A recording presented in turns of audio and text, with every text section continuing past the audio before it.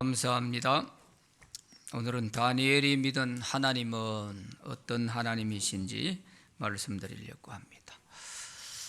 한 농부가 염소와 나귀를 기르고 있었습니다. 주인은 무거운 짐을 묵묵히 잘 나르는 나귀를 매우 사랑했습니다. 염소는 주인의 이러한 태도가 못마땅했습니다. 염소는 시기와 질투심이 나서 나귀가 주인에게 버림을 받게 하려고 이런 말을 해 주었습니다. 나귀야, 너처럼 불쌍한 동물도 없을 거야. 주인은 내게 힘든 일만 시키니 이런 억울한 일이 어디 있겠니? 내가 한 가지 좋은 방법을 가르쳐 줄게. 짐을 지고 가다가 자꾸 넘어져라.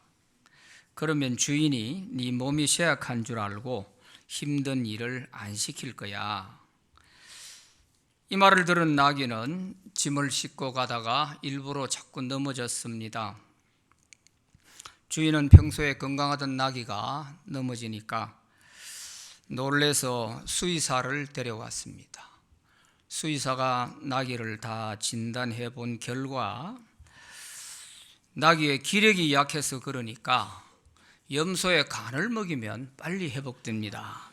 그렇게 처방을 해줬습니다. 그래서 주인이 즉시 염소를 잡아서 나귀를 치료했다는 이야기입니다. 시기와 질투는 부메랑과 같은 것입니다. 시기와 질투의 희생자는 항상 자기 자신이 됩니다. 예일대학의 심리학 교수 살로비 교수는 미국 범죄의 20%가 질투 때문에 생긴 범죄라고 하는 것입니다. 질투는 무서운 범죄의 요인이 되기도 합니다.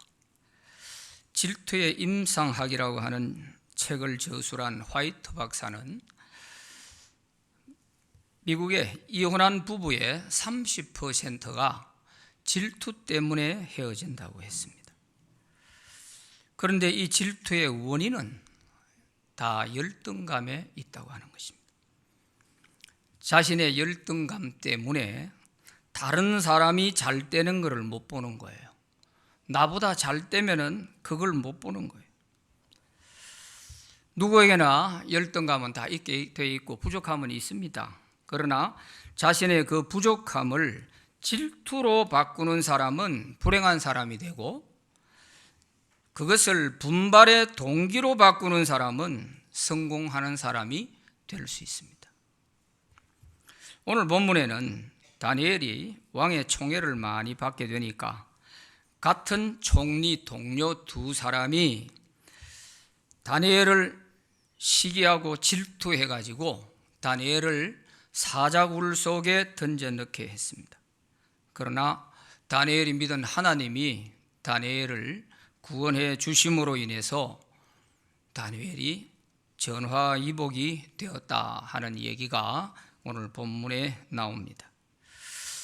주전 605년에 바벨론 제국이 유다 나라를 침략했을 때 귀족들의 젊은 자녀들을 포로로 많이 잡아갔습니다. 이때 다니엘과 그의 세 친구들도 잡혀갔습니다.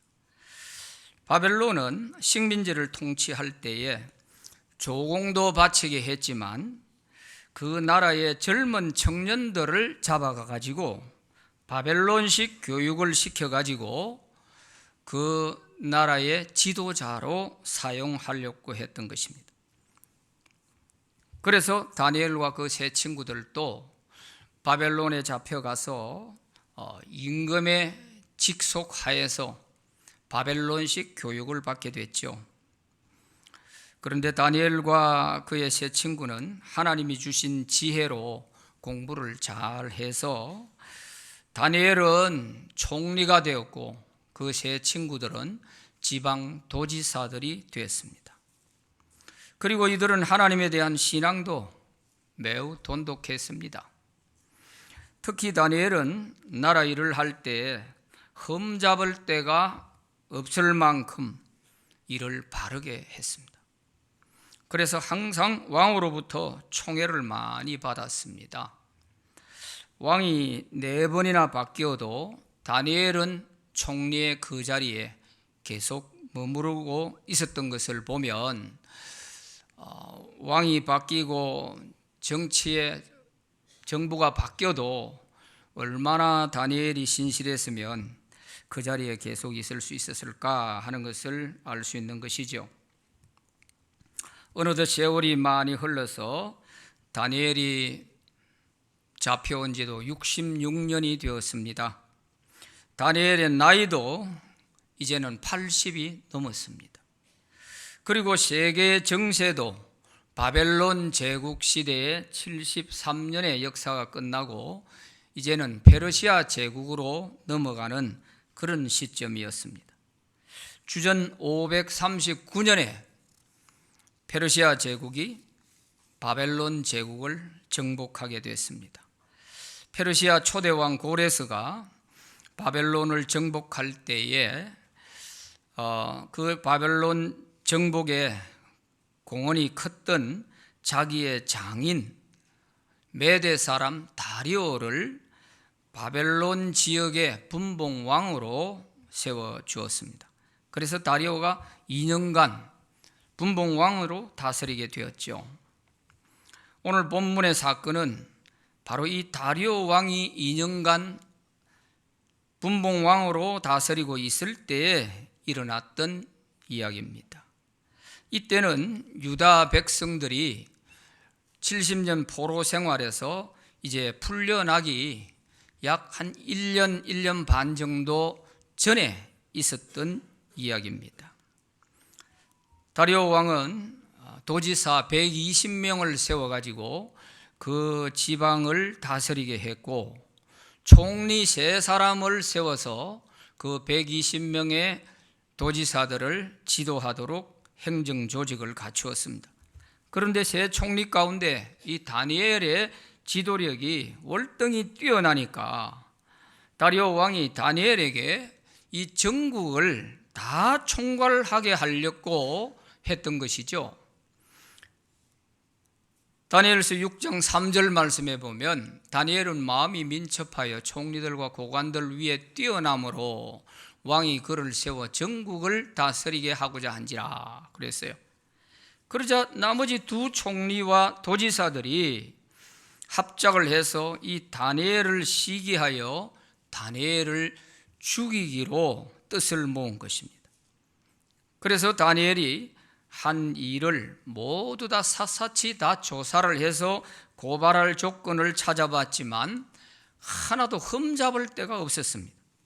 다니엘서 6장 4절 말씀에 보면 이에 총리들과 고관들이 국사에 대하여 다니엘을 고발할 근거를 찾고자 하였으나 아무 근거 아무 허물도 찾지 못하였으니 이는 그가 충성되어 아무 그릇됨도 없고 아무 허물도 없음이었더라 그랬어요. 그러자 이들은 다니엘에게 흠을 잡아서 다니엘을 제거하기 위해서는 다른 방법이 없다. 그가 믿고 있는 종교, 그는 하나님을 믿고 있고 하나님께 하루 3번씩 반드시 기도하는 것을 알고서 이 기도를 하지 못하도록 하는 법을 만들게 됩니다. 지금부터 30일 동안 누구든지 왕 외에 어떤 신에게나 사람에게 무엇을 구하면 사자굴 속에 던져 넣는다 하는 법을 만들게 된 것입니다. 다리오 왕은 자기의 권위를 더 강화시켜 주는 줄로 생각하고 그 법령에다가 그만 쉽게 도장을 찍어 주어 버렸습니다. 그런데 이 법이 다니엘을 죽이기 위한 법이라는 것을 다리오 왕은 전혀 모르고 있었습니다.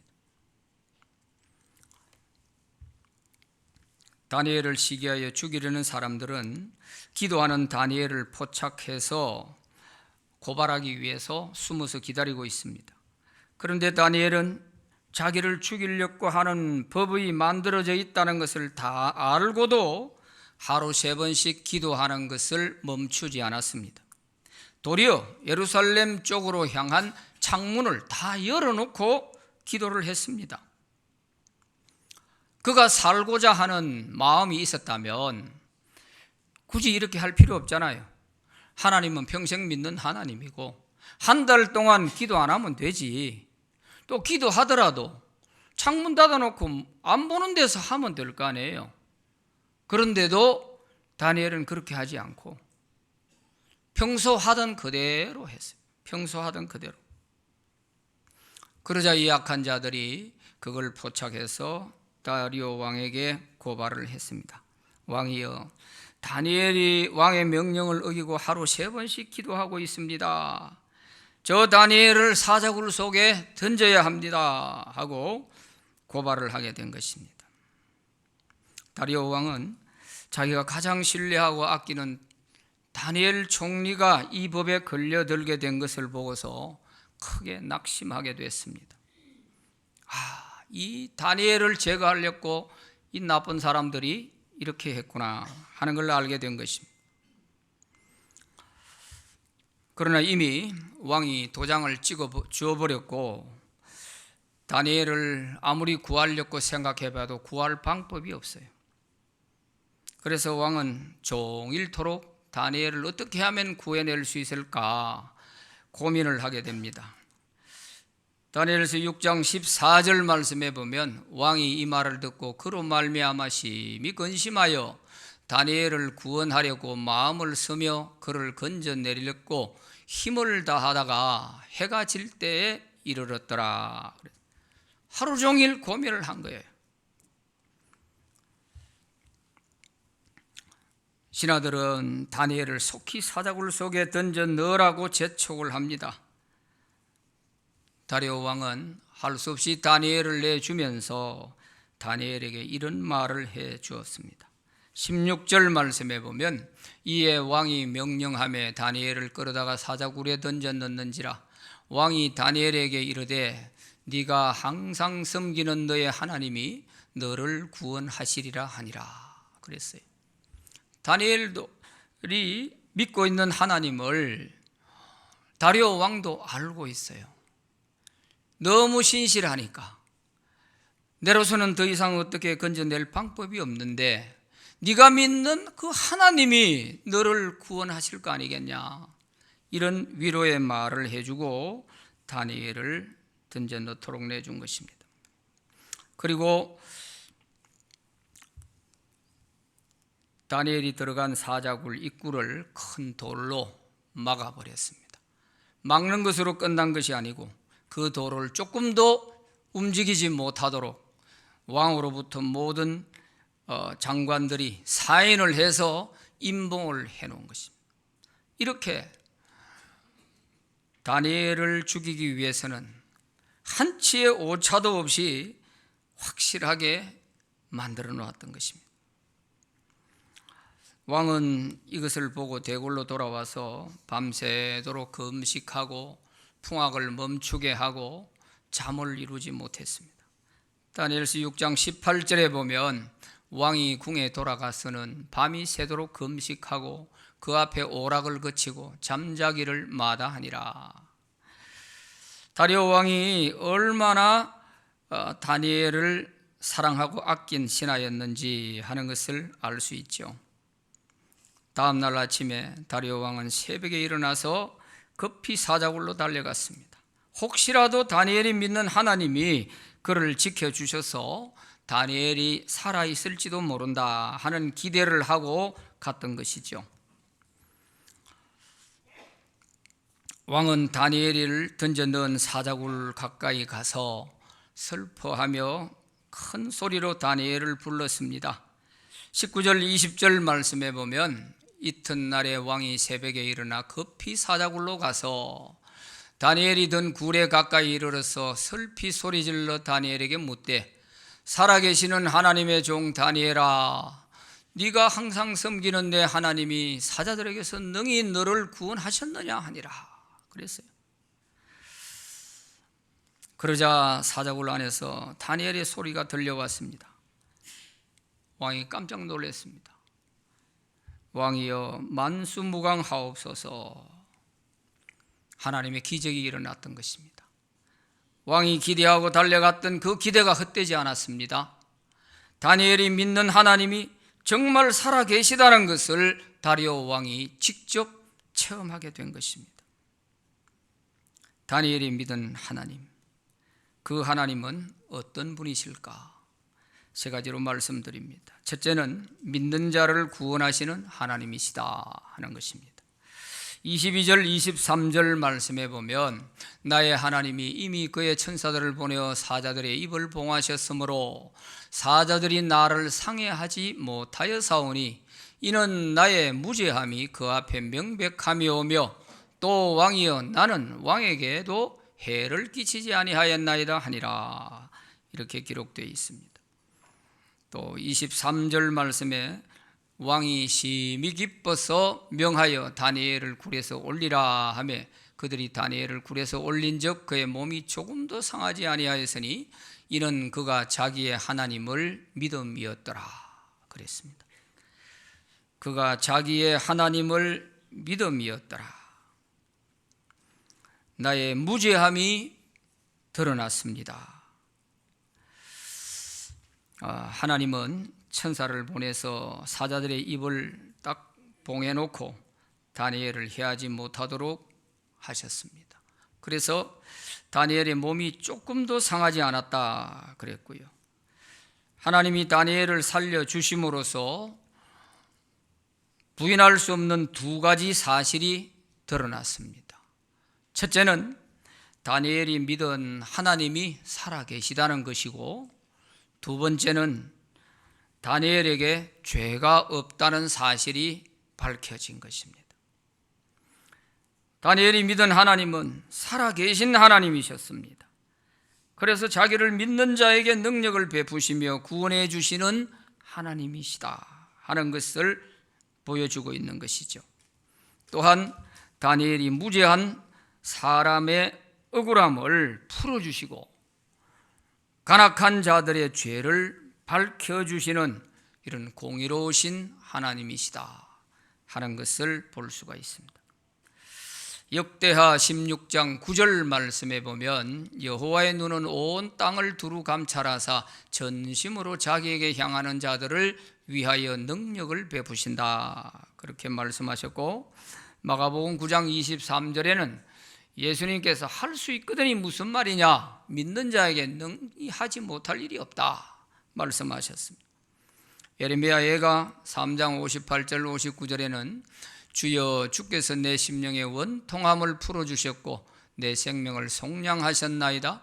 여호와여 나의 억울함을 보셨사오니 나를 위하여 원통함을 풀어주옵소서. 예레미야가 이렇게 탄식하며 기도했는데 하나님께서 들어주셨죠. 이처럼 하나님은 믿는 자에게 능력을 베푸시고 구원하시는 하나님이십니다. 믿는 자에게는 능히 하지 못할 일이 없다는 것을 보여주셨습니다. 하나님은 원통함을 풀어주시는 하나님이세요. 다니엘이 이 억울한 누명을 뒤집어쓰고 죽게 되었을 때 어느 누구도 다니엘을 구원해 줄 자가 없었어요. 그 억울한 마음을 풀어줄 자가 없는 거예요. 그런데 다니엘이 믿은 하나님은 다니엘을 알고 계시는 거예요. 이거면 되지 않습니까? 왕이 알아줘도 다니엘을 구원할 길은 없고 백성들이 안다 할지라도 다니엘을 구원할 방법이 없어요. 그렇지만 다니엘이 믿은 하나님은 다니엘의 마음을 아시고 그 억울한 마음도 풀어주시고 다니엘의 무죄함을 밝혀주시는 이런 하나님이시다 하는 거예요. 얼마나 멋지세요. 다니엘의 세 친구 사드락과 메삭과 아벳느고, 이 세 친구들도 다니엘서 3장에 보면은 왕이 느부갓네살 왕이 이 당시 바벨론 제국의 위엄을 드러내기 위해서 큰 신상을 만들어 놓고 그 우상 앞에 절하라는 것입니다. 절하지 않으면 평소보다도 7배 더 뜨겁게 만들어 놓은 풀무불에다가 용광로와 같은 곳에다가 너희들 던져 넣겠다 이렇게 위협하는데도 이 세 친구들은 거기에 순응하지 않습니다. 다니엘서 3장 17절 18절 말씀 우리 같이 한번 읽어봅니다. 시작. 왕이여, 우리가 섬기는 하나님이 계시다면 우리를 맹렬히 타는 풀무불 가운데에서 능히 건져내시겠고 왕의 손에서도 건져내시리이다. 그렇게 하지 아니하실지라도 왕이여, 우리가 왕의 신들을 섬기지도 아니하고 왕이 세우신 금신상에게 절하지도 아니할 줄을 아옵소서. 참 멋지죠. 이게 믿음입니다. 하나님을 살아계신 하나님으로 믿는다면 우리를 풀무불 가운데 던져 넣어도 하나님이 우리를 건져내실 것이고, 만약에 하나님이 그리 아니하신다 할지라도, 우리가 그 불에 죽는다 할지라도 우리는 그 우상 앞에 절할 수 없습니다. 이게 믿는 믿음이에요. 그래서 하나님은 이 세 친구들을 불 속에서 건져주시지요.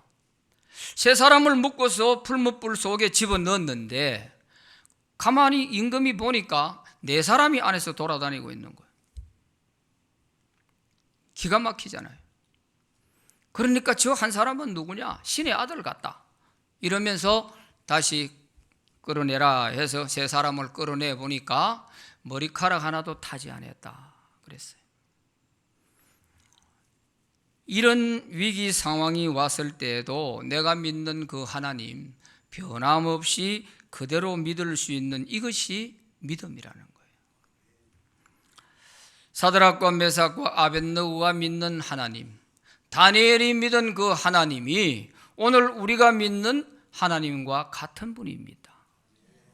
그러므로 오늘 우리도 어떤 환난과 박해와 시련 가운데 있어도 다니엘이 믿은 그 하나님이 우리의 하나님이라면 우리도 우리 스스로가 잘못해서 흠이 잡혀서 욕을 먹고 박해를 받는 거야 당연한 것이겠지만, 삶에는 문제가 없는데 신앙을 가지고 발목을 잡고 박해하고 이걸 가지고 힘들게 할 때는 우리가 한 걸음도 뒤로 물러서면 안 되는 거예요. 거기에는 떳떳하게 우리가 정면 돌파를 해 나갈 때 다니엘을 구원하신 그 하나님이 오늘 우리의 하나님이시니까 우리도 구원해 주실 줄로 믿습니다. 이거를 오늘 우리가 잘 기억하셔야 돼요. 믿는 자를 구원하시는 하나님이시다. 두 번째, 악인을 심판하시는 하나님이십니다. 다리오 왕은 다니엘을 시기하여 죽이려고 한 악한 이 두 총리와 그 가족들을 모두 끌고 오게 해서 다니엘을 던져 넣었던 똑같은 그 사자굴에 던져 넣게 했습니다. 그러자 그들이 굴 바닥에 떨어지기도 전에 사자들이 입을 벌려 그들을 잡아먹었다 하는 것입니다. 24절 말씀에 다니엘을 왕이 말하여 다니엘을 참소한 사람들을 끌어오게 하고 그들을 그들의 처자들과 함께 사자굴에 던져 넣게 하였더니 그들이 굴 바닥에 닿기도 전에 사자들이 곧 그들을 움켜서 그 뼈까지도 부서뜨렸더라 그랬습니다. 만약에 다니엘이 들어갔던 사자굴과 이 뒤에 이 시기하고 질투하던 이 총리들을 던져 넣은 사자굴이 달랐다면은 다니엘이 사자굴에서 살아나온 것에 대해서 우리가 의심할 수도 있을 것입니다. 그러나 다니엘을 던져 넣었던 똑같은 그 사자굴이고 똑같이 있었던 그 사자들입니다. 거기에 이들을 던져 넣었더니 다니엘은 잡아먹지 못하고 이들은 땅에 떨어지기 전에도 잡아먹었다 하는 이것은 하나님이 하셨다는 것을 확실하게 보여주고 있는 것이죠. 그래서 다니엘을 시기하고 질투해서 다니엘을 제거하려고 음모를 꾸몄던 이 악인들은 하나님의 심판으로 자기들이 만든 함정에 자기들이 빠져 죽게 된 것입니다. 이처럼 시기와 질투는 항상 자기 자신이 희생된다는 것을 알아야 돼요. 하나님은 반드시 심판하세요. 우리가 하나님을 사랑의 하나님으로만 알아서는 안 됩니다. 하나님은 우리가 잘못하게 될 때에는 충분히 회개할 시간을 주고서 스스로 회개하지 않을 때는 무섭게 징계도 하시고 심판하십니다. 하나님이 살아계심을 확실하게 보여주실 때가 있는 것입니다. 그러므로 우리는 하나님을 경외하는 자가 되어야 됩니다. 그래서 성경에는 하나님을 경외해라, 여호와를 경외해라 하는 말이 수없이 많이 나옵니다. 경외하라는 말이 수없이 많이 나와요. 그리고 경외하라는 단어가 나올 때는 반드시 그 문장 뒤편에 보면 복이 따라 나오게 돼 있어요. 복을 주겠다 하는 말씀이 꼭 같이 따라 나오는 거예요. 그러니 경외하는 자에게 하나님이 복을 반드시 주겠다는 것입니다. 경외가 뭡니까? 공경할 경자요, 두려워할 외자입니다. 하나님을 경외한다는 것은 하나님을 두려운 마음으로 공경하는 것입니다. 늘 사랑의 하나님, 무슨 짓을 해도 하나님은 사랑의 하나님이시다, 괜찮을 거야, 이거는 어린아이 같은 신앙이에요. 우리 유치원 아이들과 같은 신앙인 거예요. 그렇지 않습니다. 하나님은 우리에게 무한한 사랑도 주시지만 잘못되었을 때는 무섭게 징계도 하시고 심판도 하신다는 것을 우리가 잊어서는 안 되는 것입니다.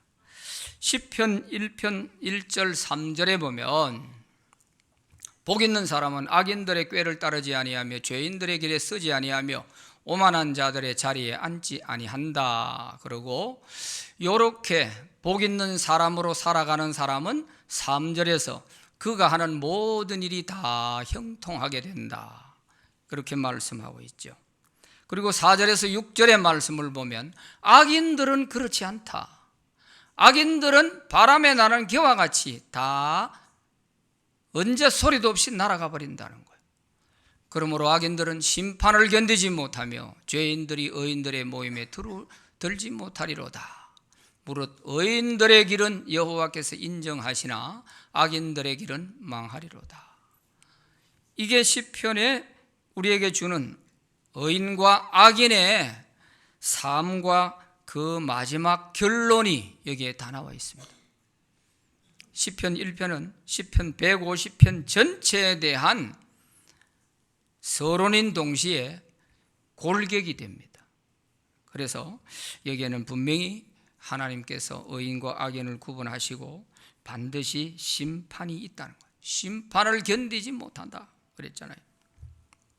그래서 우리는 악인은 반드시 심판하시는 공의로우신 하나님이시다 하는 것을 우리가 꼭 기억해야 할 것입니다. 세 번째는 하나님의 이름이 온 세상에 높아지기를 원하시는 하나님이십니다. 26절 말씀에 보면 내가 이제 조서를 내리노라. 내 나라 관할 아래에 있는 사람들은 다 다니엘의 하나님 앞에서 떨며 두려워할지니 그는 살아계시는 하나님이시요 영원히 변하지 않으실 이시며 그의 나라는 멸망하지 아니할 것이요 그의 권세는 무궁할 것이며 27절에 그는 구원도 하시며 큰전 내기도 하시며 하늘에 서든지 땅에 서든지 이적과 기사를 행하시는 이로서 다니엘을 구원하여 사자의 입에서 벗어나게 하였더라 그랬습니다. 다니엘이 믿은 하나님은 이 다리오 왕을 통해서 너무나 자세하게 알려주고 있습니다. 다니엘이 믿은 하나님은 살아계신 하나님이었습니다. 영원히 변하지 않으시는 하나님, 구원의 하나님, 기적을 베푸시는 하나님, 그의 나라와 권세는 무궁하시다 하고 다리오 왕을 통해서 선포하고 있습니다. 다리오 왕이 선포한 하나님은 그 어떤 신학자의 이론보다도 더 힘이 있는 그런 선포였습니다.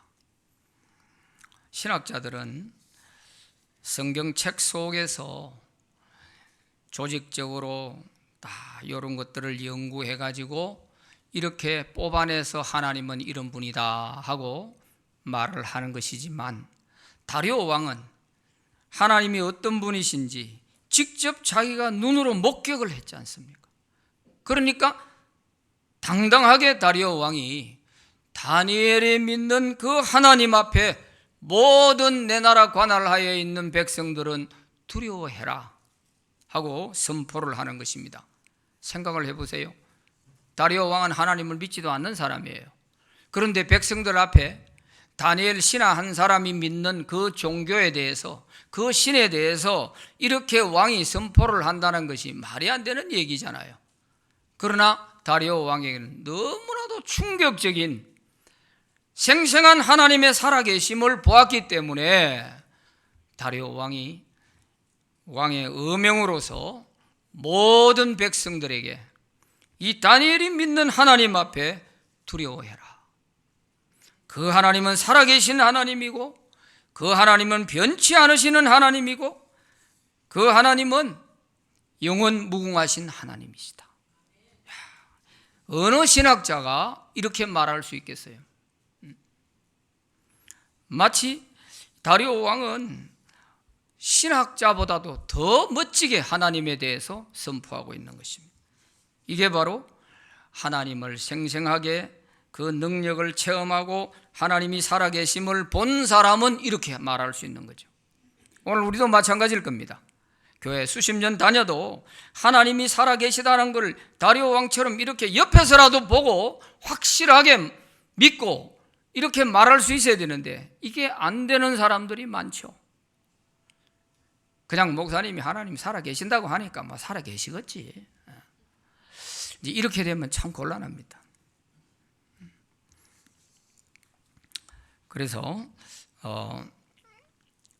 우리는 이 다리오 왕이 온 백성들에게 선포한 이 하나님, 다니엘이 믿은 하나님, 이 하나님을 우리가 꼭 기억할 수 있어야 됩니다.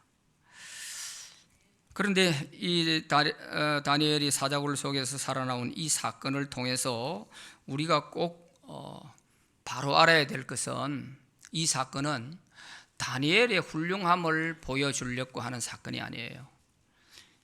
이 다니엘이 사자굴 속에서 살아나온 사건을 통해서 다니엘이 믿은 그 하나님이 위대하시다 하는 것을 보여주고 있는 거예요. 성경을 볼 때 이 성경은 하나님에 대해서 우리에게 가르쳐주는 말씀이잖아요. 그런데 그 사람에다가 초점을 맞추고 이렇게 보게 되면 하나님이 성경을 우리에게 주시고자 하는 목적이 지금 빗나가는 것이 됩니다. 그러니까 어떤 사건이든지 성경의 사건을 통해서 하나님이 우리에게 보여주시고자 하는 것은 하나님의 그 능력과 위대하심을 보여주시려고 하는 거예요. 오늘 본문 내용을 한번 보세요. 다니엘이 한 것은 뭐 한 것이 있어요? 자기가 평소에 하나님 믿고 하루 3번씩 기도하던 거 그대로 했을 뿐이고, 그것 때문에 모함을 받고 사자굴 속에 한번 들어갔다 나온 게 다니엘이 한 전부입니다. 그렇잖아요.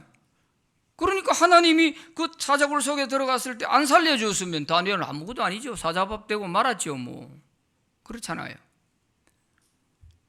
나머지 다니엘을 살려냄으로 인해서 다리오 왕이 감동해서 온 백성들에게 하나님의 이름을 높이 선포하고, 또 악인들을 전부 사자굴 속에 쳐넣어서 처리를 하고 하는 이 모든 일들이 다 하나님이 하신 일이잖아요. 그렇잖아요.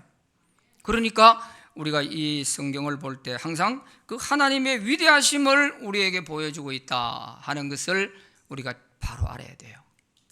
그래서 설교를 하는 목사에게 있어서 가장 중요한 포인트가 바로 이겁니다. 어떤 본문을 가지고 설교를 하든지 성경은, 이 성경을 성도들에게 잘 알도록 풀어 설명해 주는 게 설교자 아니에요. 그렇다면 목사의 설교는 항상 여기에 초점이 맞춰져 있어야 돼요. 다니엘을 통하여 위대하신 그 하나님을 알 수 있도록 이걸 가르치는 것이 설교를 바로 하는 것이 되고, 다니엘이 위대합니다. 다니엘의 믿음을 본받아야 됩니다. 다니엘처럼 3번씩 우리도 기도해야 됩니다. 이렇게 되어지면 이걸 가리켜서 도덕적인 설교, 인본주의 설교라고 하는 것입니다. 그래서 우리는 이 사건을 통해서 하나님의 그 위대하심을 볼 수 있기를 바랍니다. 이 하나님을 높이고 위대하게 하는데 쓰임받는 사람이 복을 받게 되어 있는 거예요. 다니엘은 사자굴 속에 한번 들어갔다 나와가지고 다리오 왕이 더 다니엘의 지위를 높여주고, 다니엘이 다리오 왕 시대뿐만 아니라 그 이후에 고레스 왕 시대까지 형통하게 잘 지냈다는 거예요. 그 시기하고 질투하는 그 총리와 같이 일을 하려고 했으면 얼마나 머리 아팠겠어요. 다니엘을 자기 힘으로 어떻게 할 수도 없고. 그랬는데 사자굴 속에 한번 들어갔다 오고 나니까 그냥 다니엘이 염려하던 건 모든 거 싹 다 치워놨어요. 깨끗하게 정리를 다 해주신 거예요. 그러니까 다니엘 총리로서 전국을 다스리면서 왕 다음과는 제2인자의 자리를 확실하게 굳히게 된 것이죠. 하나님은 하나님의 이름을 높이는 일에 쓰임받은 사람이 이렇게 되는 거예요. 하나님이 주신 복이 바로 이런 것입니다. 그래서 시기, 질투 이런 것은 항상 자기 자신이 희생이 된다 하는 것을 잊지 말아야 돼요. 자, 다니엘서 6장 28절 결론을 봅시다. 이 다니엘이 다리오 왕의 시대와 바사 사람 고레스 왕의 시대에 형통하였더라고 그랬어요. 이게 다니엘이 쓰임받고 받은 복이지요. 우리 속담에도 사촌이 땅을 사면 배가 아프다 그런 속담이 있죠. 가까운 사람들이 잘 되는 거 기뻐하지 못하고 질투하고 시기하는 심리를 비유해서 한 속담인 것이죠.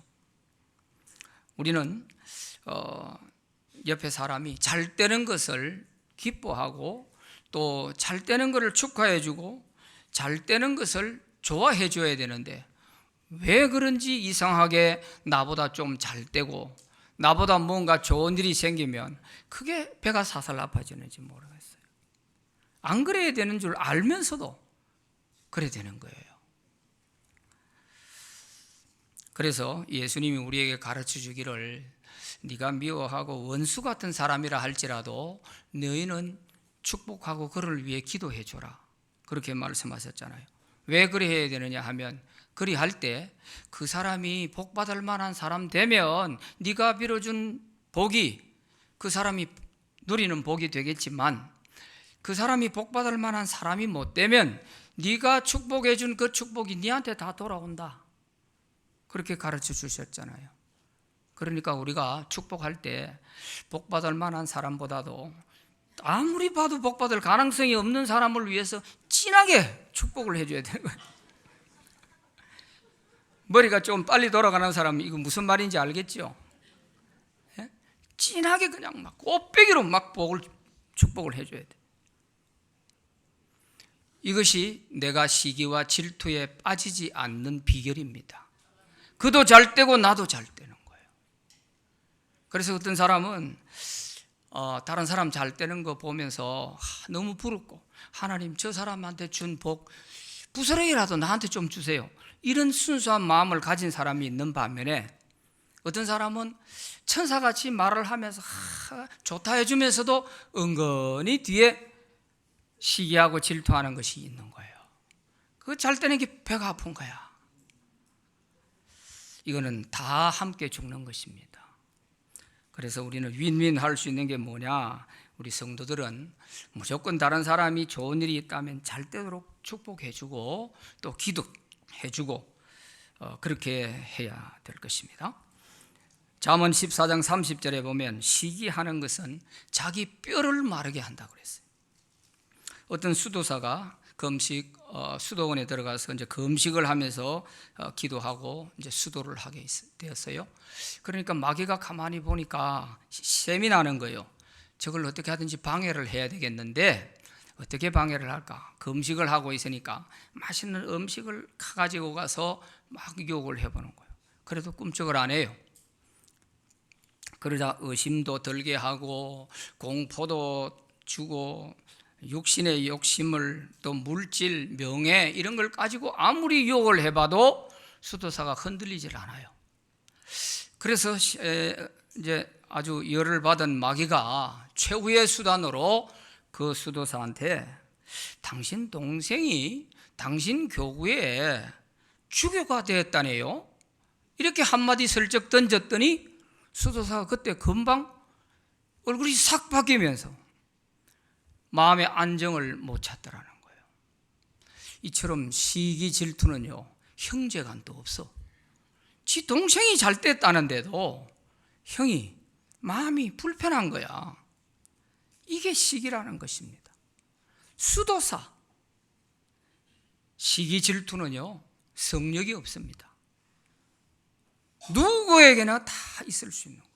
그래서 우리가 정말 예수님의 가르침대로 우리가 이런 시기 질투의 시험에 빠지지 않으려면 우리는 원수 같은 사람이라도 축복해주고 기도해줘야 됩니다.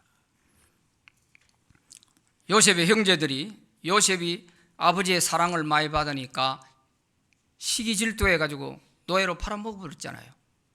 그런데 나중에 보니까 하나님이 요셉을 통해서 이제 자기 식구들을 살리고, 이 형제들이 전부 요셉에게 가가지고 그 앞에 무릎을 꿇고 엎드려서 살려달라고 삭삭 빌잖아요. 그리고 요셉이 그 막내 다음에 동생이 11번째니까 그 형들이 죽는 날까지 요셉의 눈치 보면서 두 다리 뻗고 잠을 못 잔 거예요. 이렇게 한번 시기 질투로 그 동생 팔아먹었다가 평생 그들이 불안하게 살게 되는 거예요. 그러니까 우리가 이런 함정에 빠지면 안 되는 것입니다. 예수님을 십자가에 못 박아 죽이고 강도 바라바를 살려주라고 소리 지른 사람이 누군지 아세요? 예수님을 시기했던 유대교회 지도자들입니다.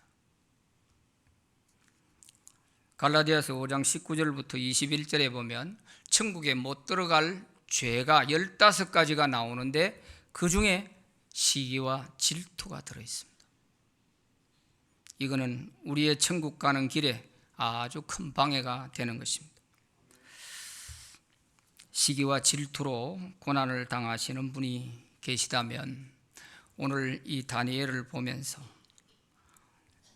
내가 잘못한 것이 아니라면, 이 신앙의 문제를 가지고 나를 무너뜨리려고 하는 일이라면 거기에는 정면 돌파를 하십시오. 한보도 양보하지 말고 정면 돌파를 하세요. 하나님이 살아계심을 나타내 보여줄 수 있는 기회가 됩니다. 교회 다니기가 무척 힘든 가운데서도 오늘 예배에 나오신 분이 있을 거예요. 가족들이 교회 가지 말라고, 제발 예수 믿지 말라고 이렇게 하는데도 뿌리치고 나와서 예배 드리는 분도 계실 거예요.